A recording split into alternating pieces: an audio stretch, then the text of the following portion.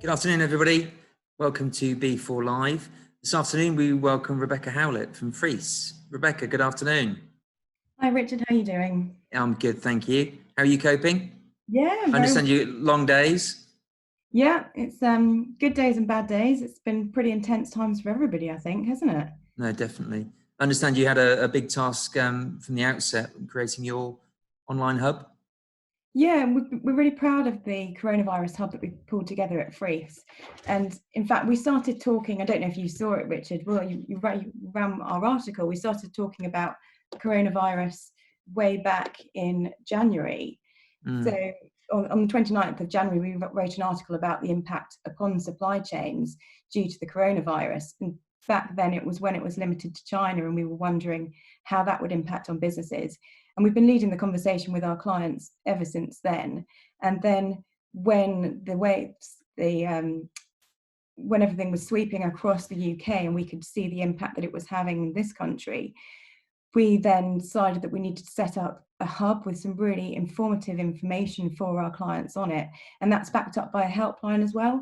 And the benefit of the hub and the helpline is that you've got expert advice. And the kind of advice that we have on there is not just limited to commercial contracts, it's also on employment issues, business continuity, police closures, how you buy a property on these certain times, co-parenting of families, really, really key issues that people are thinking about all the time now. And as I say, it's backed up by the helpline. So if anybody's got any questions, they can just call us and speak to our experts. So we're really proud of that, and it's proved to be really helpful for clients. And you're saying it's for clients, and just to 100% clarify, it's available to anybody that would like to dip in. It's not just for clients. Absolutely. So anybody who's looking at the website at all, it's just, if you have a look on our website, it takes you to a link to the hub and also to the helpline, and anybody can call that. Brilliant. Well, we'll get those links in the chat box, and also the link back to your article in B4. So anybody wants to grab those and have a look at those. And on the subject of questions, I mean, Rebecca's got a PowerPoint to run through, a presentation to run through. If anybody does have a question, please do put it in the chat box. And I can either ask on your behalf, but it would be great to get you on screen to ask Rebecca direct. So over to you. Thank you, Rebecca. Okay. So I'll share my screen, see if this works. Okay, so hello everybody. Thank you very much for the introduction, Richard, and thank you to all of you for viewing this webinar. And for those of you who don't know me, my name is Rebecca Howlett, and I'm a partner in the commercial department at Freeths.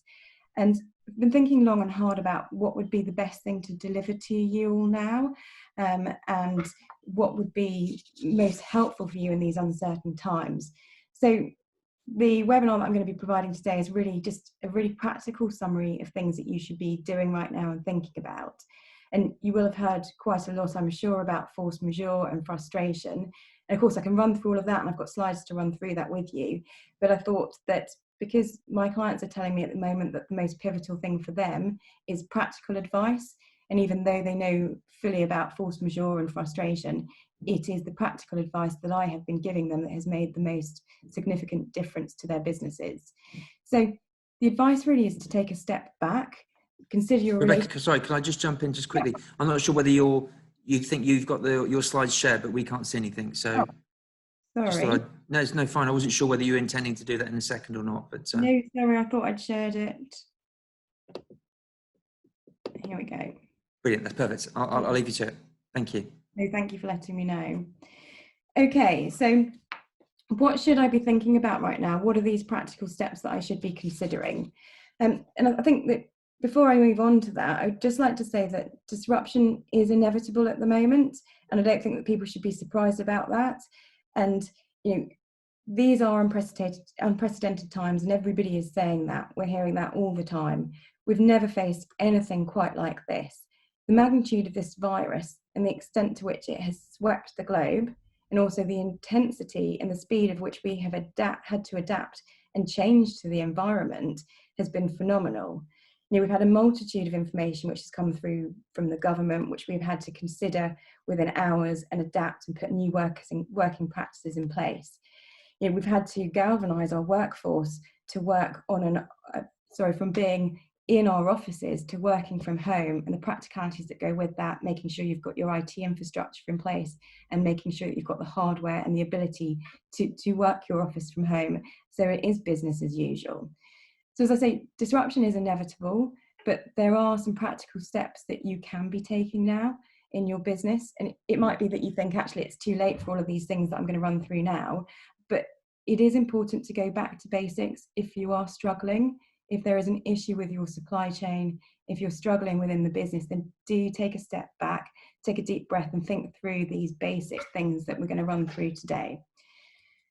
So the first one is really key. Keep in touch. So keep in touch with your customers, keep in touch with your suppliers, anybody who is pivotal and key to your business. You need to be speaking to them. You need to be communicating with them now. Start with the key ones and then work through to any other suppliers that you're working with. And at this time, communication really does matter more than ever, and your relationships are critically important. And what else is important is that you work together to find collaborative solutions and to work together to find some form of business continuity now.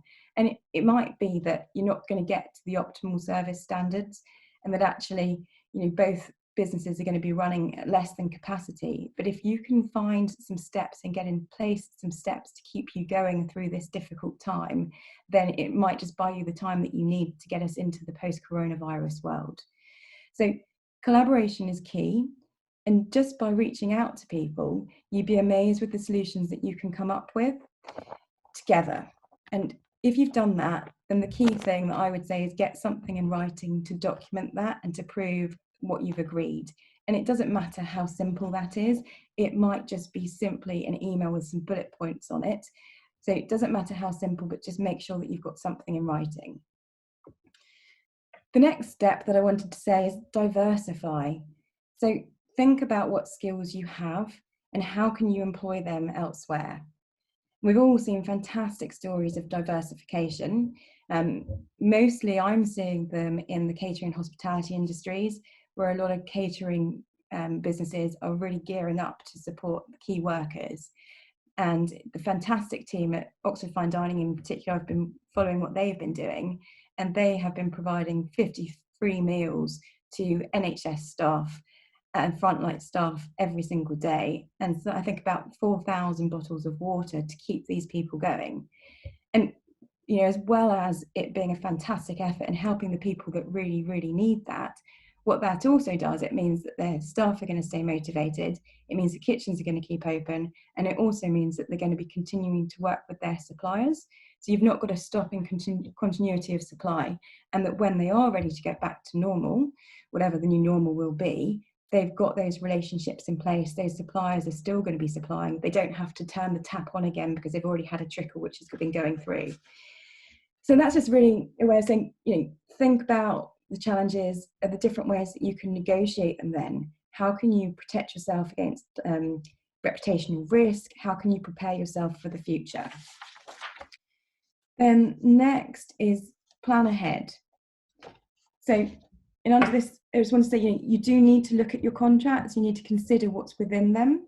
What rights do you have under your contracts? And actually, do you even have in place written contracts? Quite a number of my clients talk to me and they don't actually have contracts in place.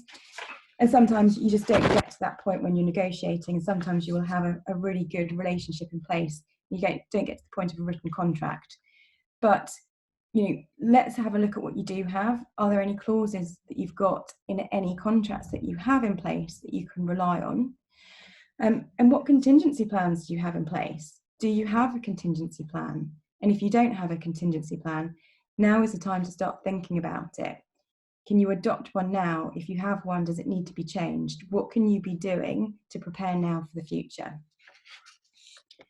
Then consider alternatives. Can you source the goods or services elsewhere?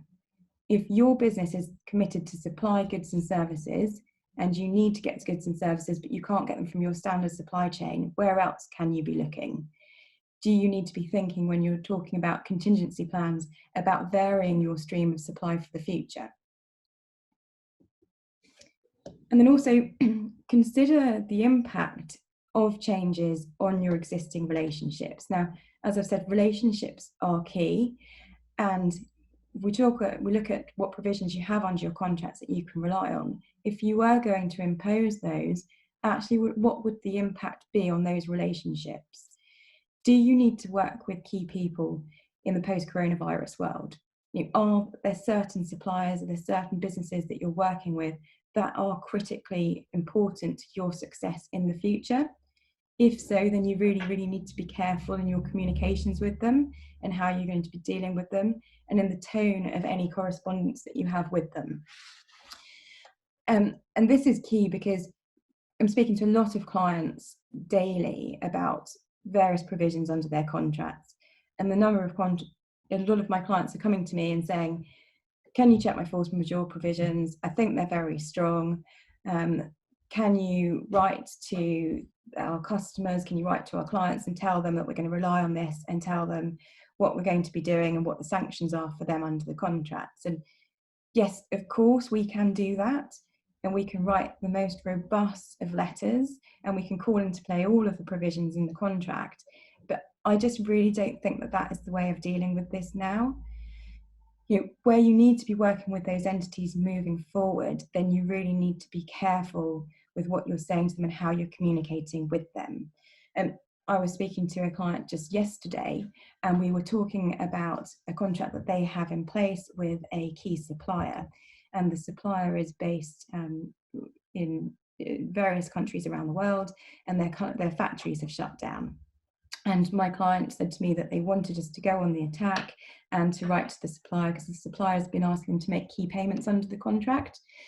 And having explored the contract in detail with the client and spoken to them about their specific requirements for supply when their customers are requiring increasing the demands from our client, the key thing is actually, are we able to get alternative supplies elsewhere? And not only that, under the contract, if we looked at the termination and the consequences of termination provisions, it provided that our client would be liable to pay significant sums and pay full redundancy costs if any of the supplier's workforce were made redundant as a result of our termination.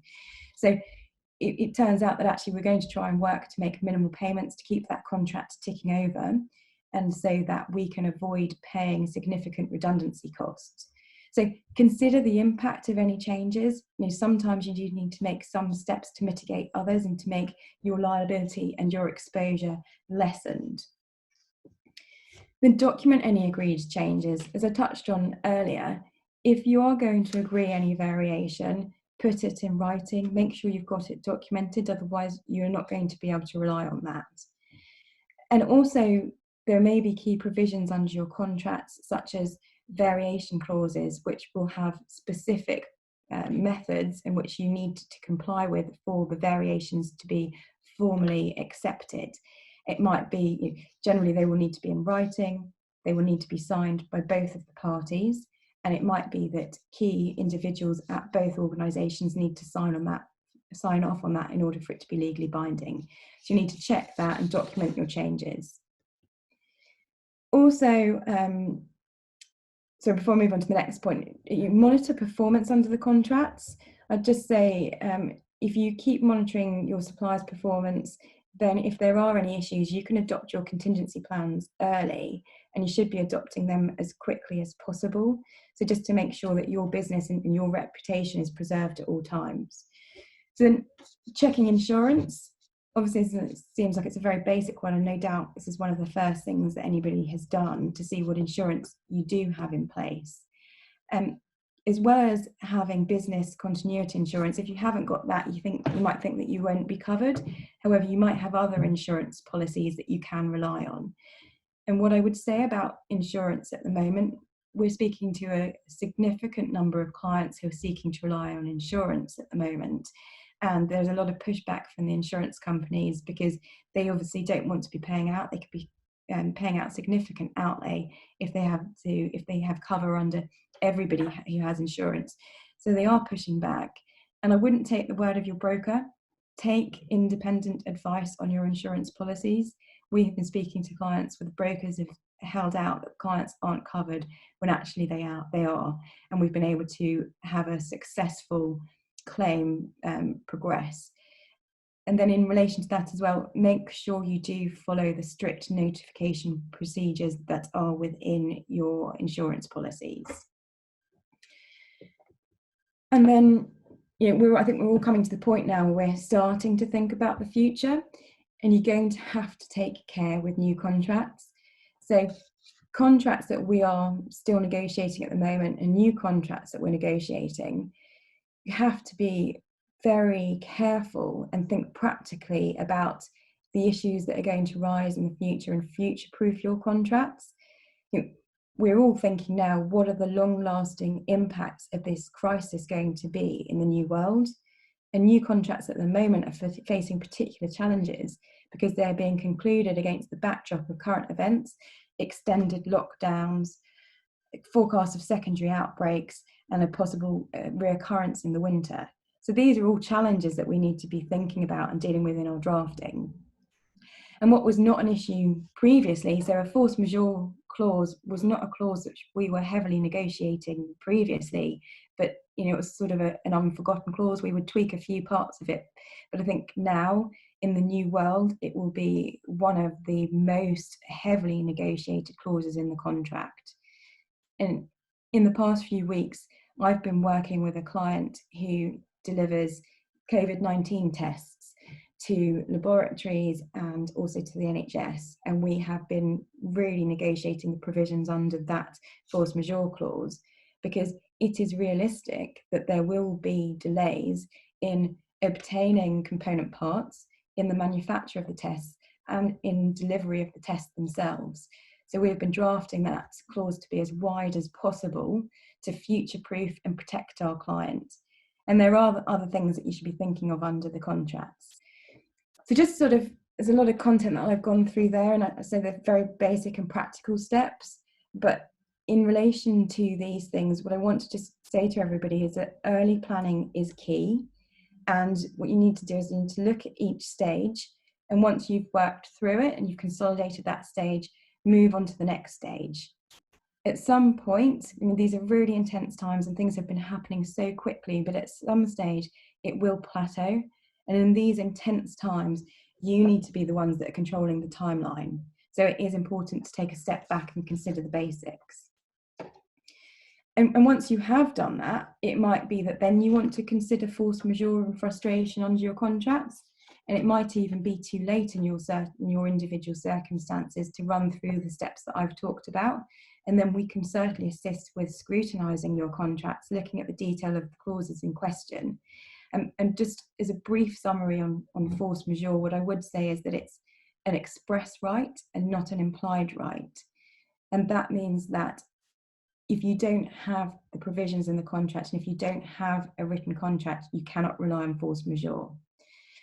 So, Richard, we spoke before, and I just want this to be as beneficial to everybody that's listening as possible. So I wonder if now is a good time to run through any questions. I have got slides which detail force majeure and frustration, which I can run through, but I wonder if there are any questions now, or if that will be fleshed out in the questions that are going to be asked. No, you want to crack on. We haven't got any at the moment, but we've only got 10 minutes left. So if anybody does have any questions, please do flag them now. But no, if you crack on with those slides, and I'll jump in if we have any questions. Okay. So applied those steps, they aren't relevant. So now what? So what is force majeure? Key question. And as I've already said, it isn't an automatic right. You have to have something within your contract if you want to be able to rely on it. It protects the parties that are unable to perform contractual relations due to events outside their control. And in essence, what force majeure does is it presses the pause button. So you have a contract in play, and force majeure just says that the parties are relieved from providing or performing their contractual obligations whilst that force majeure event is continuing. But it doesn't depend entirely on the actual wording of the contract, the express wording which is within that contract. And the key questions we have to think about is there a force majeure clause at all? It might not actually be highlighted force majeure, it might have some other provisions, it might be buried in other clauses within the contract. But if you are alleviated from satisfying your obligations under the contract for a period of time, then that will be a force majeure event. We then think about whether or not coronavirus constitutes a force majeure event. And from the many, many contracts that I've been looking at recently, the good news is that I have not seen any which coronavirus isn't covered. It doesn't have to have express wording regarding to epidemic and pandemic, as long as it's got some wording saying events otherwise beyond the reasonable control of a party, then you would be covered. Then the other point to mention is it the force majeure event itself which has caused the breach of the contract? And it has to be actually the force majeure or the government, or the impact of the government sanctions which has caused the inability to perform the contract. Now is not the time to be trying to use force majeure as a scapegoat. I have been speaking to clients where their suppliers would otherwise have wanted to terminate the contract, and they are now saying, well, this is clearly a force majeure event, and then they're going to be looking to take supplies from competitors. So you can't use this as a scapegoat. It has to be the sole cause and the sole reason that you aren't able to perform under the contract at the moment. Again, is it the only cause? If there are contributing factors, then you won't be successful in a claim for force majeure. Then what happens next? Sometimes the clauses will provide that you need to give notice to rely on the force majeure clause. They might also require that you need to mitigate. And if you do, you have to comply with those provisions within the clause, otherwise you won't be successful in relying on it and saying that your obligations are suspended in time. You actually have to serve that notice, and you have to take such steps to mitigate, to reduce the risk and the burden to you, and to reduce the impact of the force majeure event before you can rely on it. And then what are the consequences of the clause? As I said, suspension of obligations, it presses the pause button. And generally, as this force majeure clause will say that once the period of force majeure has been ongoing for a period of time, either party or the party which has not been subject to the force majeure event has the ability to terminate. So it means that you can get out of the contract if you don't want to be in it, and if you want to take your supply elsewhere. Again, as I said before, come back to, do you want to terminate? What is your relationship like? Well, you need to work with those suppliers moving forward. And then frustration. So just a quick run through on frustration, because frustration is something that is not really tried in the courts at the moment. And it's because it's meant to be quite a high bar to satisfy. So it protects parties that are unable to perform contractual obligations due to events that are entirely unforeseeable and the fault of neither party. And it makes performance of obligations, so the frustration event must make the performance of those obligations impossible, illegal, or radically different from the obligations contemplated at the time of the contract. So whilst I was saying it's a high bar to meet, and we haven't seen this in the courts very much previously, I think that we will be seeing this more and more. People will be taking actions for frustration, because actually coronavirus does make it impossible, possibly illegal, and continuance of performance of your obligations radically different from those that were contemplated when you were first negotiating the contracts. And the effect of force majeure frustration is that it brings the contract automatically to an end. So, whilst I was saying before, if you need to be working with the entities moving forward, then you shouldn't be looking to pursue an action for frustration, because it brings that contract to an end. And then, as I say, it's a very high bar to meet, and it's not necessarily something that we have seen very much, but I think that the courts will be seeing this more and more. And then I just wanted to kind of sign off by saying, there will be winners and losers at the moment. Some sectors are doing better than others, and that's another reason why I've been talking about diversification. And, just above all, preserve relationships in the current climate, because they are the one thing that will get us back to working in thriving businesses, or start the fire for new ones, or a new direction for you. And it may be that that's not practical, and we do envisage that there will be more disputes to come down the tracks, particularly when cash flow issues begin to bite and businesses experience that. So now more than ever, I would be saying, you preserve those relationships, reach out to people, get in touch. So that's pretty much all I wanted to cover off today, Richard. Perfect. No, it's very comprehensive. Thank you, Rebecca. I think the key thing, I suppose, one theory is that everything, when we go back into the whatever the new world is going to be like the Wild West, and it's you're working 15, 16-hour days now, Rebecca. I fear for you when you go back to work, because there's going to be an awful lot of litigation and communication going around, and it's making sure you've got your partners firmly in place and loyal and by your side, I would imagine, going forward. Absolutely, and planning ahead now. I mean, I don't think we need to be having that really knee-jerk reaction of when everybody is back to normal, that everything is crazy. People will be having time on their hands now. This is a really, really good time to take stock and plan and start be thinking for the future. There's things that you can think about now. When we are back at work, how are you going to be getting the workforce back in place when we've still got to be complying with social distancing measures? How are you going to be reintegrating your workforce? You might have some people that are on furlough, you might have some people who have been working in factories. How do you bring everybody together? There may even be redundancies. How do you keep morale up? How do you keep working with your suppliers if they've got reduced workforce? So there is a lot of planning that can take place now. I don't think we have to wait, because if we know what it was like when we went into lockdown. The government updates were coming out every day, and it was thick and fast, and we had to react fast. But we know that this is going to come now. We know that we're going to be back to whatever the new normal is. We know we will be getting back to some semblance of normality. And I think plan for that now, take the time now. Brilliant. Thank you very much, Rebecca. Really, really useful. And as I said from the outset, we'll get the PowerPoint of Rebecca's out to you with the video later on today. But thank you very much for joining us, Rebecca. Hopefully we'll catch up again in the not too distant future. And don't overdo it. Perfect. Well, thank you ever so much, everyone. And please do take a look at the hub if you haven't had a look already, because there's loads of really helpful, free, user-friendly content. Brilliant. Thank you very much.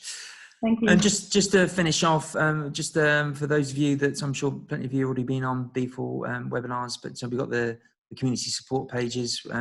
As Rebecca referenced, we've got Freeths updates on the pages there, along with all the other B4 members and their regular updates. And we've got the B4 membership. So if anybody isn't a B4 member, would like to take advantage of our 90-day free trial, you can do so. That ends at the end of April. So you don't just get into the end of April, you'll get 90 days from whenever you sign up. But as I said, that will stop at the end of April. And then B4 live pages, we've got plenty of talks coming up.